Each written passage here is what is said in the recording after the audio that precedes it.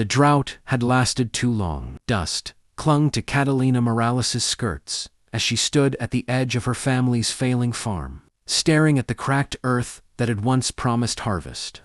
The wind carried the dry whistle of Bitter Creek, now little more than a trickle through stone. Her father coughed behind her. "We can't hold it much longer, Cat," he rasped, leaning heavy on the fence post. "The bank'll come before winter." Catalina swallowed the ache in her throat. The farm had belonged to her mother's family for 3 generations. Every fence rail, every stubborn apple tree, every stubborn memory was rooted in that soil. "I won't let them take it," she said quietly. But she already knew the truth. That afternoon, a rider appeared on the horizon, broad-shouldered, confident in the saddle.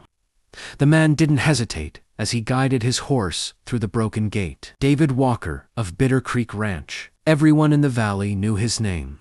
He owned the largest spread of land for miles. Hard-working, stern, a man who spoke little but meant every word. He removed his hat as he approached. His dark hair was neatly combed, his expression unreadable. "Miss Morales," he greeted. "Mr. Morales." Catalina stiffened. "Mr. Walker." He glanced at the dry fields, the sagging barn roof, the empty cattle pen. He didn't need to say what they all knew. "I heard about the bank," David said evenly.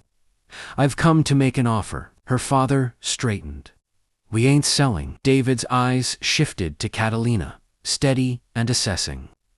"Not buying the land, I'm offering a solution." Silence stretched like barbed wire. "I need a wife," David continued. "Someone capable, someone who knows land and work. In return, I'll settle your debts. The farm stays in your family's name." The words fell like thunder. Catalina stared at him. "You're asking me to marry you." "I am." "For convenience," she challenged. "For partnership," he corrected. Her father stepped forward angrily, but Catalina lifted a hand to stop him. She studied David carefully. There was no mockery in his eyes, no cruelty, only practicality. "Why me?" she asked. "Because you won't break under hard seasons," he answered. "And I need someone who won't." The wind rustled her hair across her face. Marriage had never been her dream, not like this. She'd imagined love, maybe laughter, not contracts and drought. But this wasn't about dreams. It was about survival. When she asked quietly, 2 weeks, David replied. Her father grabbed her arm. "Cat, you don't have to." "Yes," she said softly, though her heart pounded like hooves in her chest. "I do." David nodded once, as if sealing a business arrangement. "You'll have your farm saved before Sunday." He turned toward his horse, then paused. "My younger brother Travis will help prepare the house," he added.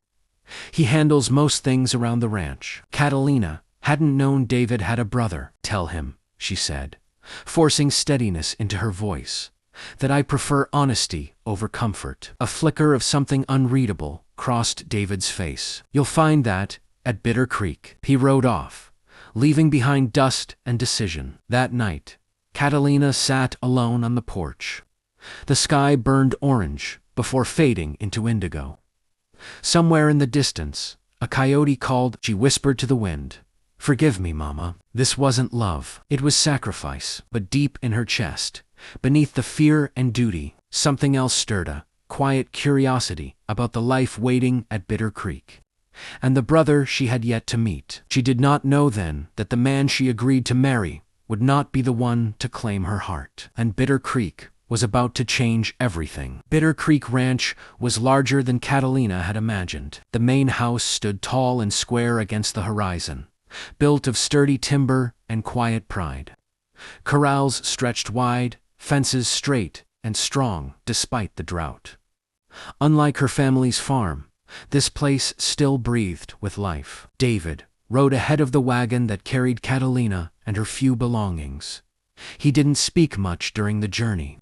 When he did, it was about practical matters: the well, the cattle numbers, the winter feed. Not once did he ask if she was afraid. When they arrived, Catalina stepped down from the wagon and turned slowly, taking in what would soon be her home. That was when she heard it. Soft music, not from a piano. There wasn't one in sight, but from a fiddle. The melody floated from behind the barn, hesitant yet beautiful, like someone playing only for the wind. David dismounted. "That'll be Travis." Before she could respond, the music stopped abruptly. A young man stepped around the corner of the barn, holding a fiddle at his side. He was tall like David, but leaner, his shoulders slightly hunched, as though apologizing for taking up space. His brown hair fell into his eyes, and he pushed it back nervously when he saw her. He looked no older than "This is my brother," David said evenly. "Travis." Travis gave a small nod. "Ma'am." Catalina met his eyes and felt something shift. They were softer than David's, not weak, just thoughtful, observant. "You play beautifully," she said before she could stop herself. Color rose to Travis's cheeks. "I was just passing time." "Time deserves beauty," she replied gently. David cleared his throat. "Travis handles most of the livestock and repairs. He'll see that your things are carried inside." Travis moved quickly to obey, nearly tripping over a bucket in the process. Catalina hid a small smile inside the house. Everything was orderly, too orderly. The furniture was sturdy but plain. The walls bare except for a single faded photograph of what she assumed was their late parents. "This will be your room," David said, opening a door at the end of the hall. "Your room, not ours." The reminder settled heavily in her chest. "I expect the wedding to be simple," David continued. "Preacher Thompson will come Sunday afternoon." Catalina nodded, running her fingers across the quilt laid neatly on the bed. "I don't require extravagance." "I didn't think you would." Silence followed. After David excused himself to tend to ranch matters, Catalina stepped back outside, drawn again by that unfinished melody she'd heard earlier. She found Travis in the barn, carefully brushing down a chestnut mare. He startled when she entered. "I hope I'm not intruding," she said. "No, Mum. You can call me Catalina." He hesitated. "Ms. Catalina. That's better." She watched him work. His movements were gentle, patient. The horse leaned into his touch. "You're different from your brother," she said, without thinking. His hands paused. "Different how?" "David feels like stone," she replied. "You feel like river water." Travis blinked at her. "I'm not sure that's a compliment." "It is." He looked down, uncomfortable with praise. "I don't mind the marriage," he said quietly, surprising her. "David needs help running this place. He carries too much alone." "And what do you need?" she asked. The question seemed to catch him off guard. "I need this ranch to stay standing," he said after a moment. "That's not what I asked." For a brief second, something unguarded flickered across his face. Loneliness, longing, but it vanished quickly. "I should finish chores," he murmured. As Catalina stepped back into the sunlight, she realized her heart felt lighter than it had since the drought began. David offered security, but Travis offered something else, something unspoken and dangerous. That night, as she lay in her new bed, she could still hear faint fiddle music drifting through the open window, soft, hesitant, and entirely unforgettable. The days before the wedding passed like gathering storm, clouds heavy, slow, and filled with unspoken tension. Catalina rose early each morning, determined not to feel like a guest in her own future.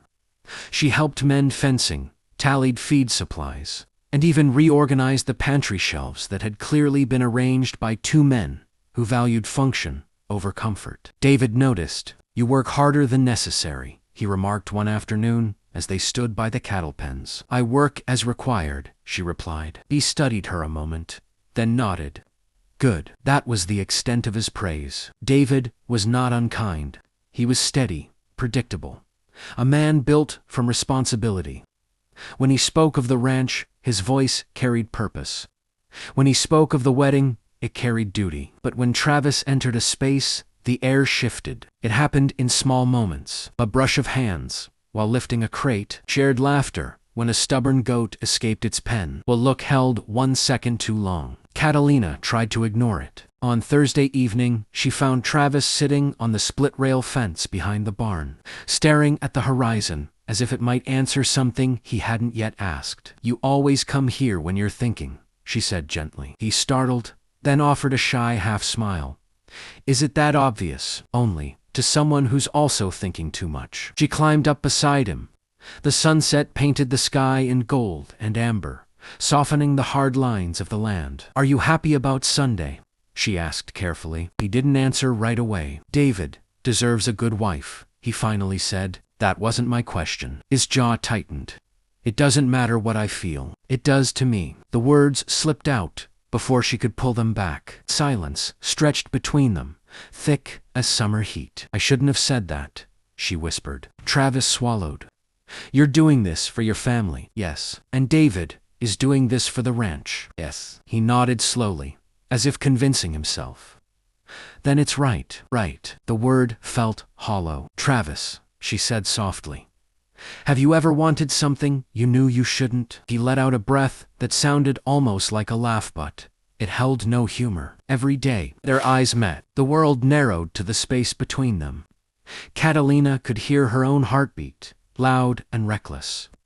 If she leaned forward even slightly, a barn door slammed in the distance. David's voice carried across the yard. "Travis." The spell shattered. Travis jumped down from the fence, as if burned. "I should go." "Of course." He hesitated, just for a fraction of a second.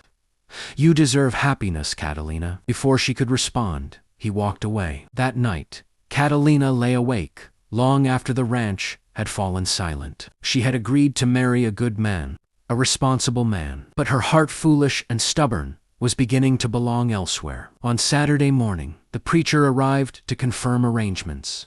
The ceremony would take place under the cottonwood tree beside Bitter Creek. Simple, efficient, final. As Catalina stood alone beneath that tree, later that afternoon, she pressed her hand against the rough bark. "I will honor my word," she whispered to herself. But the wind that moved through the leaves felt less like blessing and more like warning. Across the yard, Travis watched her, and though he said nothing, the longing in his eyes was no longer hidden. Sunday was coming, and with it, a choice that would break more than silence. Sunday arrived, dressed in gold sunlight and quiet expectation. The cottonwood tree beside Bitter Creek cast a wide circle of shade, its leaves trembling softly in the breeze. A handful of ranch hands stood nearby, hats pressed respectfully to their chests. Preacher Thompson adjusted his collar and flipped open his worn Bible. It was simple, just as David had promised. Catalina stood in a modest cream dress she had sewn herself, no lace, no veil, just clean lines and steady hands. David waited beneath the tree, tall and composed in his dark suit. He looked like a man ready to sign a contract, not begin a marriage. Across the clearing, Travis stood near the fence line, arms folded tightly across his chest. He hadn't shaved that morning. His jaw was tense, eyes shadowed. Catalina's breath caught when she saw him. "This is right," she told herself. "This saves your family." Preacher Thompson cleared his throat. "We gather here today." The words drifted past her like distant echoes. She felt David's steady presence beside her, solid, reliable, unshakable. And yet, her heart searched for something else. When the preacher asked David if he took Catalina to be his wife, David answered without hesitation, "I do." Clear, certain. Then came her turn. "Miss Catalina Morales," the preacher said gently, "do you take David Walker to be your lawful husband?" The world narrowed. The creek murmured softly behind her. A bird called somewhere in the distance. She opened her mouth, and nothing came out. Her gaze lifted, betraying her. It found Travis. He wasn't looking at the preacher. He wasn't looking at the ground. He was looking at her, and in his eyes was something that shattered every careful wall she had built. Love. Unspoken, undeniable, painfully restrained. David followed her line of sight. For the first time since she'd known him, his expression changed. Not anger, not confusion, understanding. The silence stretched unbearably long. "Catalina," the preacher prompted. Her voice trembled.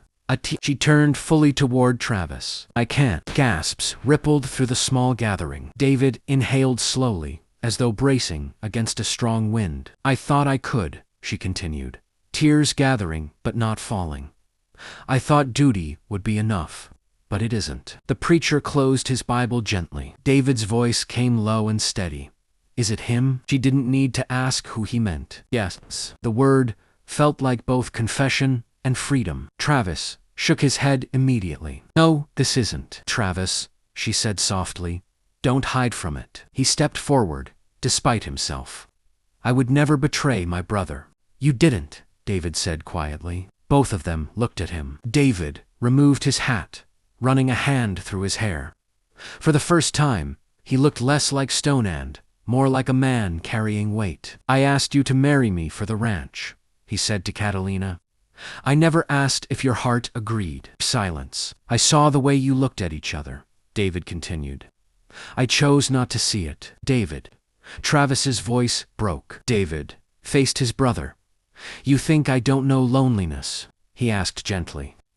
"You think I haven't watched you give up everything for this place?" Travis swallowed hard. David turned back to Catalina.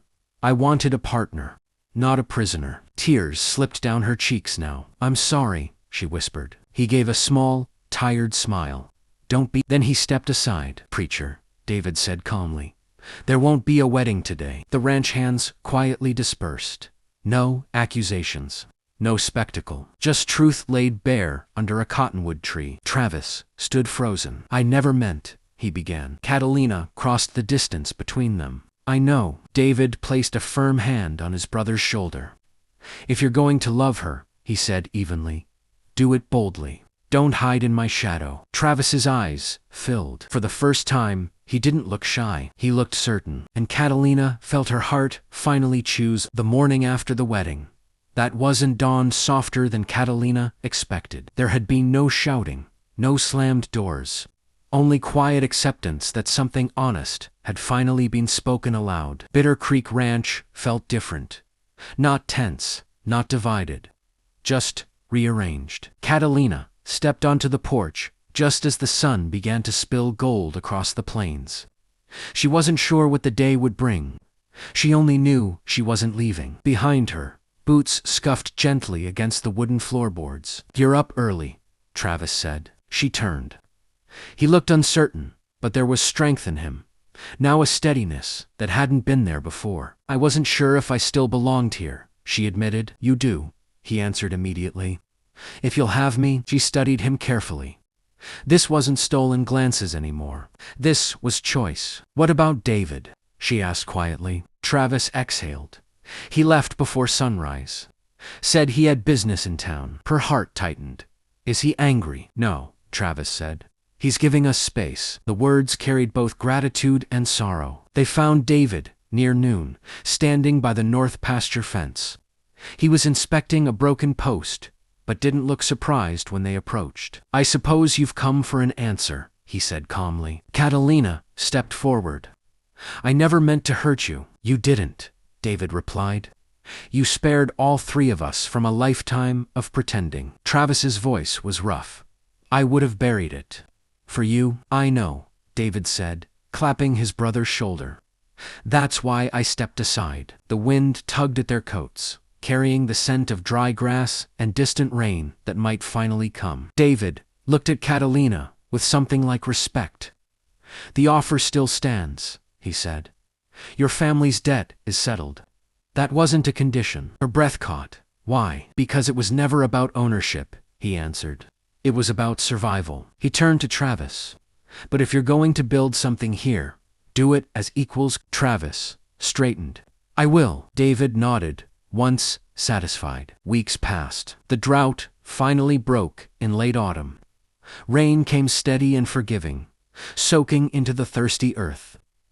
Catalina's family farm began to breathe again, green shoots rising where dust once ruled. But Catalina chose to remain at Bitter Creek. Not as a bargain, not as sacrifice, as love. She and Travis worked side by side, buying fences, tending cattle, planning improvements for the ranch.